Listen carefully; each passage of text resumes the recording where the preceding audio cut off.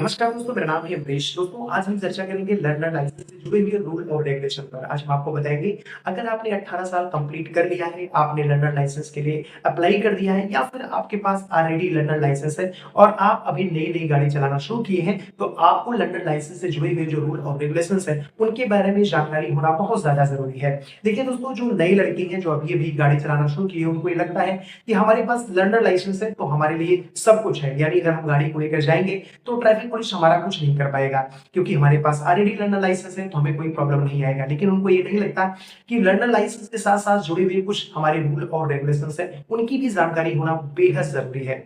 अगर उनकी जानकारी नहीं है, तो आज या कल आप उस रूल को ब्रेक करेंगे और जब ब्रेक करेंगे, तो ट्रैफिक पुलिस के द्वारा पकड़े जाएँगे और पकड़े जाने पर अच्छा खासा चालान आपकी गाड़ी पर कट जाएगा। इसलिए ज़रूरी है कि ड्राइविंग लाइसेंस होने के साथ-साथ उनसे जुड़े हुए जो रूल और रेगुलेशंस हैं, उनकी भी जानकारी आपको होनी बेहद ज़रूरी है। तो चलिए हम देखते हैं कि उनसे जुड़े हुए जो रूल और रेगुलेशंस हैं, वो कौन-कौन से हैं। चलिए स्टेप बाय स्टेप समझने का प्रयास कर लेते हैं।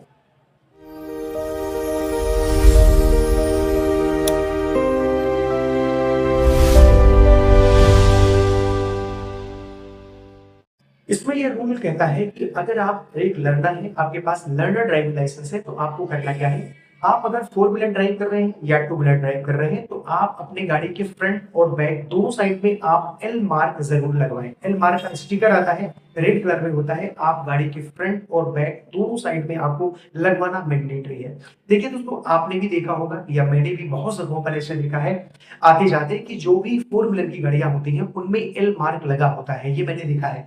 लेकिन टू व्हीलर में मैंने अभी तक नहीं ये देखा कि टू व्हीलर में कोई एल मार्क लगाकर चलता हो। उनको ये लगता है कि टू व्हीलर के लिए ये चीज मैंडेटरी नहीं है, जबकि उनको ये पता नहीं है कि जो ट्रैफिक रूल है वो ये कहता है कि चाहे फोर व्हीलर हो या टू व्हीलर हो, अगर आप एक लर्नर हैं, तो आप अपनी गाड़ी के फ्रंट या बैक दोनों साइड में आपको एल मार्क लगाना जरूरी है।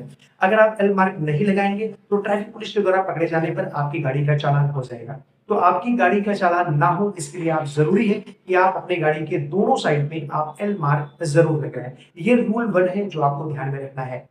रूल 2 है वो ये कहता है कि अगर आप फोर व्हीलर ड्राइव कर रहे हैं, तो हमेशा ये ध्यान रखें कि फोर व्हीलर को आप अकेले ड्राइव नहीं करेंगे। फोर व्हीलर को ड्राइव करते समय आपको एक सिंगल व्यक्ति को अपने बगल में बैठाना है, यानी ड्राइविंग सीट के बगल वाली सीट पर आपको बैठाना है। वो व्यक्ति होना चाहिए जिसको गाड़ी ड्राइव करने अच्छे से आता हो और साथ ही साथ उसके पास वैलिड परमानेंट ड्राइविंग लाइसेंस हो। उस व्यक्ति को बिठा करके ही आप गाड़ी चलाएं। ये बात हमेशा ध्यान रखें, गाड़ी को आप अकेले नहीं चला सकते। ऐसे व्यक्ति को अपने बगल में बैठा करके गाड़ी चलाएं जो जिनके पास गाड़ी चलाने का एक्सपीरियंस हो और साथ ही साथ उनके पास वैलिड परमानेंट ड्राइविंग लाइसेंस हो। एक चीज आपको और भी ध्यान रखना है, गाड़ी आप जब भी आप चलाएं, तो आपके पीछे वाली जो सीट है उस पर आप किसी व्यक्ति को बैठा नहीं सकते, चाहे वो आपका फैमिली मेंबर हो, चाहे आपका फ्रेंड्स हो या कोई अदर पर्सन हो, किसी को भी आप बैठा नहीं सकते। अगर आप बैठा करके गाड़ी ड्राइव कर रहे हैं और आपके पास लर्नर लाइसेंस है, तो पकड़े जाने पर चालान आपकी गाड़ी का काट दिया जाएगा। रूल ये कहता है आप अकेले ड्राइव नहीं कर सकते, पहली चीज। और दूसरी चीज, जब भी आप ड्राइव कर रहे हो तो बैक साइड में आप किसी को बैठाएंगे नहीं। अगर आपको बैठाना है तो केवल एक पर्सन को बैठाना, क्या है ये मैंडेटरी है, आपको एक पर्सन को जरूर बैठाना है आपकी ड्राइविंग सीट के बगल वाली सीट पर, जिसके पास परमानेंट वैलिड ड्राइविंग लाइसेंस हो। अगर ये चीज आपके पास है, इतनी चीजें, तो आप फोर व्हीलर इजिली ड्राइव कर सकते हो, कोई प्रॉब्लम नहीं होगी। अब बात ये आती है कि क्या ये रूल टू व्हीलर पे भी है? बिल्कुल टू व्हीलर पे है। टू व्हीलर को भी आप अकेले ड्राइव नहीं कर सकते, ये ट्रैफिक रूल है। आप अकेले से ड्राइव नहीं कर सकते। आपको ये लगता है कि हमारे पास लर्नर ड्राइविंग लाइसेंस है, तो हम इसे अकेले ड्राइव कर लेंगे, हमें कोई प्रॉब्लम नहीं है, तो ये रूल के खिलाफ है। अगर आप गाड़ी लेके जा रहे हैं, ट्रैफिक पुलिस के द्वारा पकड़े जाएंगे। और अगर ट्रैफिक पुलिस को ये लगा कि आपके पास लर्नर लाइसेंस है, आप अभी लर्नर है, तो आपकी गाड़ी का चालान काट दिया जाएगा। तो आपको हमेशा ध्यान रखना है कि गाड़ी के पीछे आपको एक पर्सन को बैठाना है, उस पर्सन को बैठाना है जिसके पास वैलिड परमानेंट ड्राइविंग लाइसेंस हो। अगर वो पर्सन आपकी गाड़ी के पीछे बैठा है और आप ड्राइव कर रहे हैं, तो कोई प्रॉब्लम्स क्रिएट नहीं होगी। ये बात हमेशा आपको ध्यान में रखना है। जो लर्नर जो व्यक्ति है जो गाड़ी को ड्राइव कर रहा है, वो अदर स्टेट में भी या कहीं पर भी वो गाड़ी जाकर ड्राइव कर सकता है। बस उनको जो मैंने रूल बताया, उनको जो है ध्यान में रखना होता है। अगर वो ध्यान में रख करके गाड़ी ड्राइव कर रहे हैं, तो उनके साथ कोई प्रॉब्लम क्रिएट नहीं हो। एक चीज आपको ध्यान रखना है, अगर आप एक लर्नर हैं और गाड़ी ड्राइव कर रहे हैं, तो लर्नर पीरियड में आपको जो गाड़ी का जो इंश्योरेंस क्लेम होता है वो बिल्कुल नहीं देता है। अगर आपकी गाड़ी कहीं पर टकरा जाती है, कोई हादसा हो जाता है, तो कोई भी इंश्योरेंस कंपनी उस क्लेम को नहीं देगी। ये बात हमेशा आपको ध्यान रखना है। एक चीज आपको और ध्यान रखना है कि जो आपकी लर्नर लाइसेंस है उसकी जो वैलिडिटी होती है वो 6 मंथ की होती है। 6 मंथ के बाद वो अपने आप एक्सपायर हो जाती है। तो आपको करना क्या रहता है, जिस दिन आपकी जो लर्नर ड्राइविंग लाइसेंस है वो इशू हुआ है उस डेट से लेकर के 6 माह के अंदर आपको परमानेंट वैलिड ड्राइविंग लाइसेंस के लिए आवेदन कर देना है। अगर आप आवेदन नहीं करते हैं और 6 माह बीत जाता है तो आपकी जो लर्नर लाइसेंस है वो भी रद्द कर दिया जाता है। आपको दोबारा से जो है फिर से लर्नर लाइसेंस जो है वो बनवाना पड़ता है और फिर आरटीओ का जो चक्कर आपको लगाना पड़ेगा। तो आपके साथ ऐसा ना हो, डबल प्रॉब्लम आपके साथ क्रिएट ना हो, इस वजह से आपको ये ध्यान रखना है जिस दिन आपका लर्नर लाइसेंस इशू होता है उस डेट से लेकर के 6 माह के अंदर आपको परमानेंट वैलिड ड्राइविंग लाइसेंस के लिए आपको जो है अप्लाई कर देना चाहिए। देखिए दोस्तों, एक चीज मैं आपको और बता दूं कि अगर आपका ड्राइविंग लाइसेंस इशू हो चुका है और इशू होने के 1 महीने के बाद आप कभी भी परमानेंट ड्राइविंग लाइसेंस के लिए आप जो है वो अप्लाई कर सकते हैं।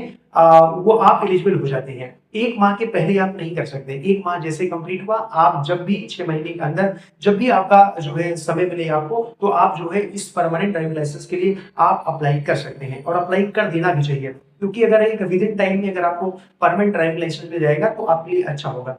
वो टाइम ओवर नहीं होना चाहिए, ये बात हमेशा आपको ध्यान में रखना है। और अंतिम बात जो है वो सबके लिए है, चाहे आप एक लर्नर हो, चाहे वो एक्सपर्ट ड्राइवर हो, कैसे भी हो, सबके लिए ये रूल है। ये रूल ये है कि आपको हमेशा जो हेलमेट है वो वियर करना है। मैंने देखा है कि बहुत सारे लोग ऐसे हैं, इवन मैक्सिमम लोग ऐसे हैं जो ये सोचते हैं कि जो है पुलिस कहीं हमारी गाड़ी का चालान न काट दे, इस वजह से वो हेलमेट वियर करते हैं। देखिए दोस्तों, ये अपनी जिम्मेदारी हर व्यक्ति को समझना है, क्योंकि ट्रैफिक पुलिस ये नहीं चाहती कि हम आपका चालान काटें। वो आपकी हेल्थ के लिए, आपकी सुरक्षा के लिए बार-बार आपसे कहती है कि हेलमेट आप वियर करें। हेलमेट आपकी जिम्मेदारी है। ये आप कभी भी ये मत सोचें कि हमें डर करके पुलिस वालों से लगाना है। नहीं, आपको ये नहीं पता, जिस व्यक्ति का एक्सीडेंट होता है और वो अगर हेलमेट नहीं वियर किया है और उसकी जब डेथ हो जाती है ब्रेन में चोट लगने से, तो उस चीज को आप फील नहीं कर सकते हैं।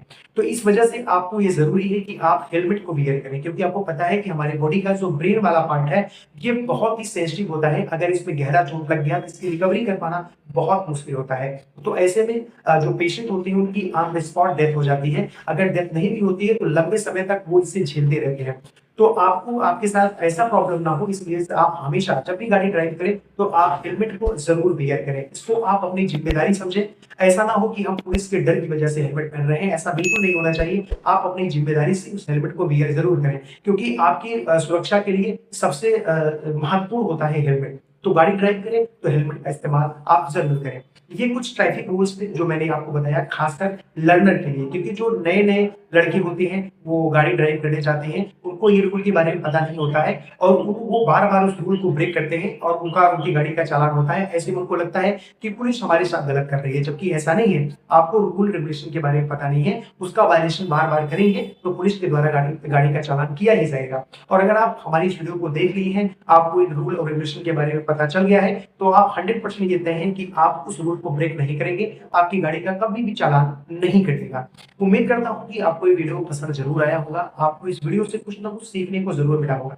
अगर आपको थोड़ा भी इस वीडियो से सीखने को मिला है तो आप हमारे चैनल को सब्सक्राइब जरूर करें, क्योंकि मैं ऐसी अवेयरनेस वाली वीडियो आप लोगों के लिए लेके आता रहता हूँ। फिर मिलूंगा एक नई वीडियो में। बहुत बहुत आभार सुनने के लिए। Thank you.